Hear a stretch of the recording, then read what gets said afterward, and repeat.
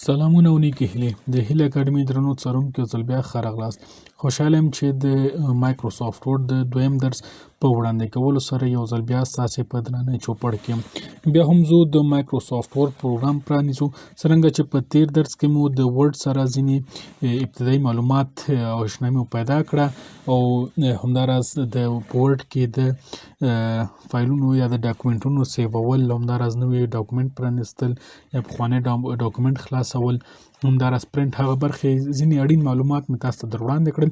خدای دې کړي چې اوس مو ترې زده کړي وي. راځو په دې برخه کې هوم ټیب شروع کوو چې تر فایل وروسته لومړنی درس به د هوم ټیب وي. دلته وګورئ لومړی پیسټ، کټ، کاپي، دغه درې آپشن چې دي دا غیر فعال دي. ولې غیر فعال دي؟ تر هر څه لومړی دلته مثلا زه راځم خپل معلومات درج کوم. مثلا دا معلومات ما درج کړل. دلته وګورئ کټ او کاپي هم غیر فعال دي. دغه کله چې زه مثلا ټکسټ انتخاب کوم دا وګورئ بیرته فعال شول. کټ او کاپي هم فعال شو. دلته وګورئ غیر فعال و. کله دا ما انتخاب ک دا فعال شول، خو پیسټ بیا هم غیر فعال دی. ولې؟ ځکه ما یو څه ته کاپي یا کټ نه دی ویلی. تر هر څه لومړی دلته وګورئ کټ سره د قیچي نښه ده، کاپي سره د 2 ورقه نښه ده. فرق یې څه ده؟ کټ یو څه موږ ته له یو ځای څخه وړي بل ځای کې یا چې یعنې یو ځای څخه کټ کوي، پرې کوي، په بل ځای کې موږ ته اضافه کوي. او کاپي څه کار کوي؟ یو څه له یو ځای څخه اخلي، په هغه ځای کې هم پاتې وي او په یو بل ځای کې هم موږ ته یو کاپي اچوي. دغه د کټ او کاپي ترمنځ فرق دی.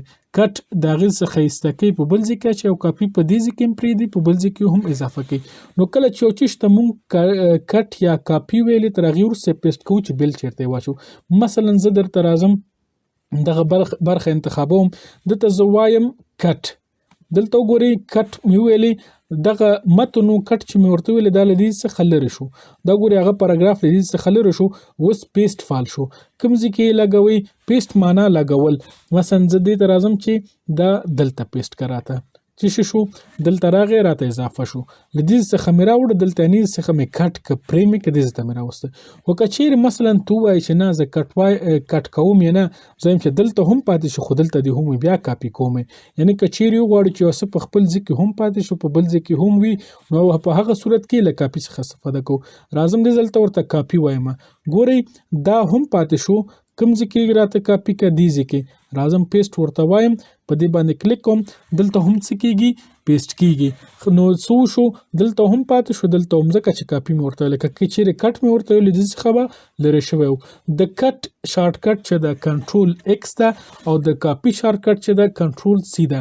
د پیسټ شارټ کټ کنټرول وی ده. دلته وګورئ تاسو ته هم در لیکل کېږي. تر دې وروسته فارمټ پینټر دا څه کار کوي؟ دلته وګورئ دا به تر دغه برخې وروسته تاسو در کومه. کله چې په دې باندې پوه شئ بیا انشاءالله په دې هم پوهېږئ.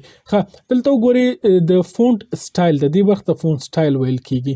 په دې باندې مثلا زه راځم خط انتخابوم. کله چې مې خط انتخاب که، په دې باندې کلیک کوم، دلته د راځم د خط لپاره مختلف سټایلونه دي. په کوم سټایل چې ته غواړې خط برابرولی شي، دلته ورته ډیزاین ورکولی شي. مثلا زه ورته وایم دا خط راته په دې ډیزاین که، یا مثلا دا خط ورته وایم چې دا راته په دې ډیزاین که. ځینې کم عمره ځوانان یا ماشومان چې هغوی د خطونو لپاره بېلابېل ډیزاینونه انتخابوي په هغه شکل. که چیرې ټول خط په یو ډیزاین که هر ډیزاین یې په یو ډیزاین کې ښه ښکاري، مثلا دې ته په دغه شکل انتخابوم. همداسې نور خطونو لپاره هم سټایلونه، یا مثلا که غواړې ټول لپاره ټول انتخابوي، وایي چې ټول ته مثلا د ټول متن لپاره مثلا دلته راشي، لاندې راځي څومره فونټونه نور هم یې کولی شي، نوي فونټونه هم پکې انسټال کړئ. مثلا زه ورته وایم چې په دغه شکل دې وسي. د دې ځای نه مې د فونټ سټایل بدل کړ. له دې څخه څه کولی شم؟ له دې څخه د فونټ یا د خط سایز بدلولی شم. له 2 څخه شروع ده تر 2 پورې. دلته وګورئ تر 2 پورې. او له دې څخه هم غټ فونټ یا خط غټ او وړوکی کېږي. په دې باندې کلیک کوم، غټېږي، په دې باندې کلیک کوم، بیرته وړوکی کېږي. څومره چې غواړئ دلته بیرته واړه کېږي. او دلته څه کار کوي؟ بي لیکلی، بي معنا بولډ یعنې ډبل. څه کوي دا فونټ؟ دا خط وګورئ ډبلوي راته. په دې باندې کلیک کوم، وګورئ خط ډبل شو، ځکه بولډ مې انتخاب کړ. بیرته راځم بولډ ایسته کومه، بیرته له ډبل حالت څخه وځي. د دې تر څنګ آی لیکل شوی، او داسې وګورئ یو کږه کوږ شکل لري یا کوږ آی دی. نو دا څه کوي؟ خط ماته کږوي. په دې باندې کلیک کوم، وګورئ فونټ یو څه کوږ شو. بیرته ورته چې مثلا بولډ یې هم کا بولډ هم شو. او د دې ترڅنګ یو لیکل دا انډرلاین د تویل کیږي، یعنی د لاندې خط په دې باندې کلیک کوم انډرلاین پکې راځي. دغلته به د انډرلاین سره دغه نښه یا وکټور په شکل یو څه راغلي، په دې باندې چې کلیک وکړئ د انډرلاین بیلابیل ډولونه دي چې کولای شي له دې څخه ورته انتخاب کړئ. د بیلابیل ډیزاینونه دي د انډرلاین لپاره، کولای شي له دې څخه انتخاب کړئ. یو څه ته مو پام وي چې انډرلاین په هر ځای کې ضرورت نشته، مثلا ځینې برخې مهمه برخې چې ته غواړې په نښه کې په هغه برخه کې ورته مثلا استفاده دی کوم. مثلا زه وایم چې دغه پاراګراف ډیر مهم دی غواړم په نښه اوسي، په دې باندې کلیک کوم دا راته انډرلاین شو. نو دلته د بورډ لپاره شارټکټ کنټرول بی ده، د ایټالیک یا کاږول لپاره شارټکټ کنټرول آی ده، او د انډرلاین یا د لاندې خط لپاره شارټکټ کنټرول یو ده. نو په دې توګه څه کوو له دې څخه استفاده کوو. تر دې وروسته دلته وګورئ ای بي لیکل شوی په منځ کې خط راغلی، دا په همدې شکل چې دلته سمپل ده همدې شکل یو خط موږ ته وباسي. مثلا زه دا پاراګراف انتخابوم، په دې باندې کلیک کوم، دلته وګورئ د دې ترمنځ خط راغی. دا کولای شي د ډیزاین په توګه هم ترې استفاده وکړي، یا مثلا که چیرې تاسو غواړئ مقاله، کتاب یا کورنۍ دنده په مونوګراف کې څه ولیکئ، دلته مثلا ته د مثال په توګه ورکړئ چې دغه څه مثلا که داسې موږ وایو غلط دی، یعنې دا سم نه دی، سم نه دی په کارولو سره مثلا دلته مثال دی ورکړي یا که متن دی تشریح کړي، دلته تا ویلي چې دا غلط دی، کولی شي په دغه توګه پې کې خط واچوي، یا د ډیزاین لپاره هم ترې استفاده کولی شي. تر دې وروسته دلته وګورئ دغه دوه نښې چې راغلي سبسکرپټ او د سوپرسکرپټ، دا دوه د څه لپاره استفاده کیږي؟ دا د توان او همداراز د کیمیاوي فورمولونو لپاره استفاده کیږي.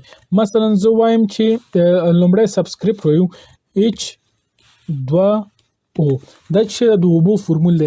که پام وکړي په کیمیاوي فورمولونو کې دغه دوه لاندې لیکل شوي، نو زه په دې باندې راځم کلیک کوم، دلته وګورئ دا مې لاندې راوسته H2O په دې شکل لیکل کیږي. او که چیرې مثلا کله مو غوښته چې توان ولیکئ، 2 په توان د 4 په دغه شکل 4 لیکئ، بیرته راځي 4 انتخابوي، سوپرسکرپټ باندې کلیک کوئ، دا چې کیږي د توان په شکل کیږي. یا مثلا وایي چې قوس شروع 2 جمع دلته د سوپرسکرپټ څخه وباسم، مثلا زه ورته وایم چې قوس شروع 2 جمع 3 جمع 4 کل په توان د مثلا 6، دغه 6 چې په غواړم په توان د توان په شکل راشي، سوپرسکرپټ باندې کلیک کوم. او که چیرې وایم چې لاندې راشي، په دې باندې کلیک کوم، لاندې راځي، توان پاس لیکل شي په دغه رقم. نو یا مثلا C2 بخښنې سره C2O 6، دا نه پوهیم کوم کیمیاوي فورمول دی، په کیمیا کې مرته کړی نه یم، خو دغه فورمول نه مثلا په کیمیا کې غواړئ ولیکئ، دلته وګورئ دغه 6 او 2 باید سي د دغو د تورو لاندې لیکل شوي. نو په دې باندې کلیک کوم، راځم 2 هم انتخابوم، دا هم په دې باندې کلیک کوم، نو په دې توګه څه شو، دا مې هم دلته ولیکئ یا اضافه مې کړه. تر دې وروسته دغه څه کار کوي، دا معمولا د عنوانونو د ډیزاین لپاره کولی شي ټول متن ته هم ډیزاین ورکړي، خو یا مثلا په خاص توګه تاسو مثلا وایي چې عنوان ته ډیزاین ورکړي، مثلا دا مقاله مې لیکلې، فرض وکړئ مقاله ده د کابل په اړه، راځم دلته په دې باندې کلیک کوم، مختلف ډیزاینونه دي چې په هر یو کلیک وکړئ هغه ډیزاین ځان ته اخلي، د څخه ورته فونټ غټ کړي، دا چې کېږي غټېږي، دغسې ډیزاین ورته ورکولی شي. یا مثلا وایي چې نه په دې شکل ډیزاین دی وي، دغه شکل ډیزاین کولی شي ورته بېلابېل ډیزاینونه ورکړي، او که وخت ولرئ کولی شي ډیزاین آوټلاین یې چینج کړي، ورته شیډو ورکړي، نور څومره کارونه چې تاسو وغواړئ په هغه شکل کېږي. مثلا لاندې سیوری ورکړي، دلته وګورئ اضافه کېږي، چې هر څومره کار پکې وکړئ او وخت ولرئ کولی شي له هغه څخه استفاده وکړئ. او همداراز دا څه کوي، دا هایلایټر ده، دا څه کار کوي، مثلا زه وایم چې دغه پاراګراف ته هایلایټ ورکړه، له دې څخه استفاده کوم، کوم رنګ هایلایټ ورکړئ، مثلا دا رنګ، هر رنګ چې تاسو په خوښه وي په هغه رنګ کولی شئ هایلایټ ورکړئ. زه ورته وایم دغسې هایلایټ یې کړه، دا هم هایلایټ شو. او د دې ترڅنګ د فونټ رنګ له کوم ځای څخه بدلیږي، له دې ځای څخه دې باندې کلیک کوم، راځم دلته فونټ کلر انتخابوم، ورته په کوم رنګ زه مثلا وایم چې دغه رنګ دی اوسي، په دې رنګ، او لږ راته بولډ شي، دا مې دغه څخه رنګ انتخاب کړ. ښه، اوس دغلته فارمټ پینټر پاتې وو، دا چې دا څه کار کوي اوس دا وایو. ښه، فارمټ پینټر څه کار کوي، یعنی دغه فارمټ یا دغه ډیزاین غواړئ د په بل څه باندې هم اپلای کړئ. مثلا زه وایم دا کوم ډیزاین چې ما کابل ته ورکړی دا وایم چې په دغه فورمول باندې هم راشي. راځم لومړی دا انتخابوم، فارمټ پرنټر باندې کلیک کوم. کله چې مې دا انتخاب کو ګوري د ماوس نښه د برس په شکل شو، وایم را دغه باندې راته اپلای که بیرته دا انتخابوم دا شکل راته شو. بیا مثلا وایم چې دغه ډیزاین راته په دې باندې هم اپلای شي. راځم دا انتخابوم، فارمټ پرنټر باندې کلیک کوم، بیا په دې باندې راکشوم، دا هم چې شو هغه ډیزاین یې ځان ته واخیسته. نو وګورئ دغه هم ورسره بیرته غټ شوی دی. نو دا که چیرې غواړئ بیرته وړوکی که انتخابوئ دا هم په دې شکل اضافه کوئ. نو دا د فونټ او د کلیپ بورډ د برخو په هوم ټیب کې چې تاسو ته مو په مختصره توګه یو څه په چټکۍ سره مو تاسو ته در وړاندې کړ.